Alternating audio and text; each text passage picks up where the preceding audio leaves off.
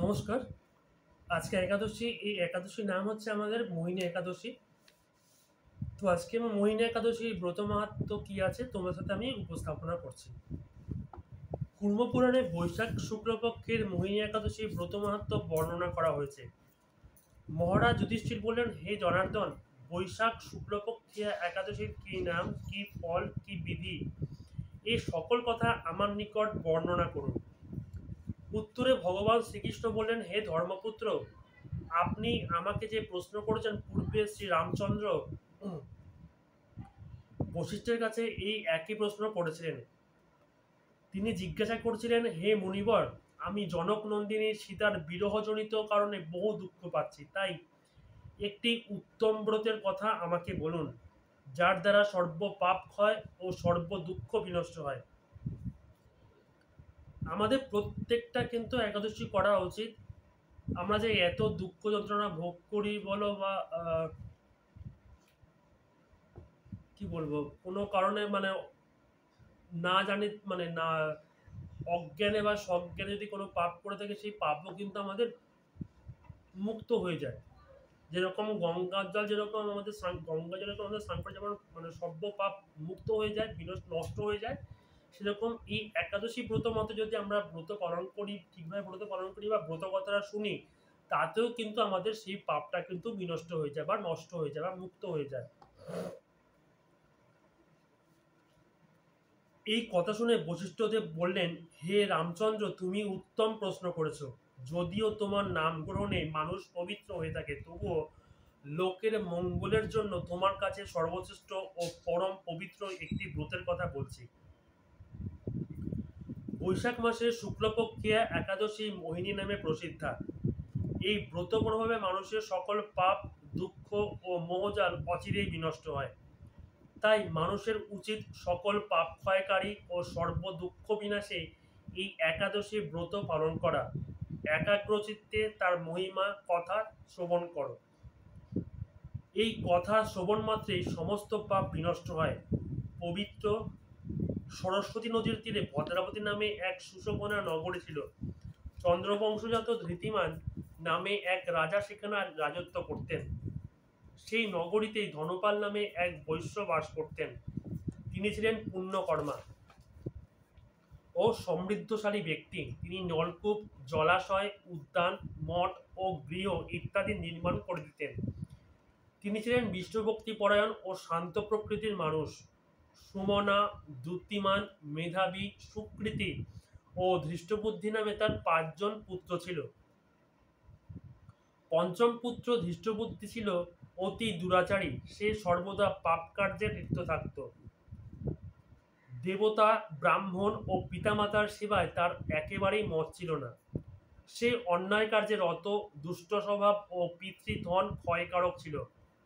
সবসময় সে অভক্ষ ভক্ষণ ও সুরাপানে মত্ত থাকত। পিতা ধনপাল একদিন পথ চলছিলেন। হঠাৎ তিনি দেখতে পেলেন ধৃষ্টবুদ্ধি এক বেশ্যার গলায় হাত রেখে নিঃসংকোচে ঘুরে বেড়াচ্ছে। তার নিরজ্জ পুত্রকে এইভাবে চৌরাস্তায় ভ্রমণ করতে দেখে তিনি অত্যন্ত মর্মাহত হলেন। এই কুস্বভাব দর্শনে ক্রুদ্ধ হয়ে তিনি তাকে গৃহ থেকে বার করে দিলেন। তার আত্মীয় স্বজনও তাকে পরিত্যাগ করলো। সে তখন নিজের অলঙ্কারাদি বিক্রি করে জীবন অতিবাহিত করত। কিছুদিন এইভাবে চলার পর অর্থাভাব দেখা দিল। ধনহীন দেখে সেই বেশ্যাগণ তাকে পরিত্যাগ করল। অন্ন বস্ত্রহীন ধৃষ্টবুদ্ধি ক্ষুধা তৃষ্ণায় অত্যন্ত কাতর হয়ে পড়ল। অবশেষে নিজের গ্রামে সে চুরি করতে শুরু করলো। একদিন রাজপ্রহরী ঘরে তাকে ধরে বন্দি করলো, কিন্তু পিতার সম্মানার্থে তাকে মুক্ত করে দিল। এভাবে বার কয়েক সে ধরা পড়ল ও ছাড়াও পেল, কিন্তু তবু সে চুরি করা বন্ধ করল না। তখন রাজা তাকে কারাগারে বন্ধ করে রাখলেন। বিচারে সে কষাঘাত দণ্ডভোগ করল। কারাভোগের পর অনন্য উপায়ে ধৃষ্টবুদ্ধি বনে প্রবেশ করল। সেখানে সে পশু পাখি বধ করে তাদের মাংস ভক্ষণ করে অতি দুঃখে পাপময় জীবন যাপন করতে লাগলো। দুষ্কর্মের ফলে কেউ কখনো সুখী হতে পারে না। তাই সেই ধৃষ্টবুদ্ধি দিবারাত্রি দুঃখ শোকে জর্জরিত হলো। এইভাবে অনেক দিন অতিবাহিত হলো। কোনো পুণ্য ফলে সহসা একদিন সেই কৌণ্ডিন্য ঋষির আশ্রমে উপস্থিত হলো। বৈশাখ মাসে ঋষিবর গঙ্গা স্নান করে আশ্রমের দিকে প্রত্যাবর্তন করছিলেন।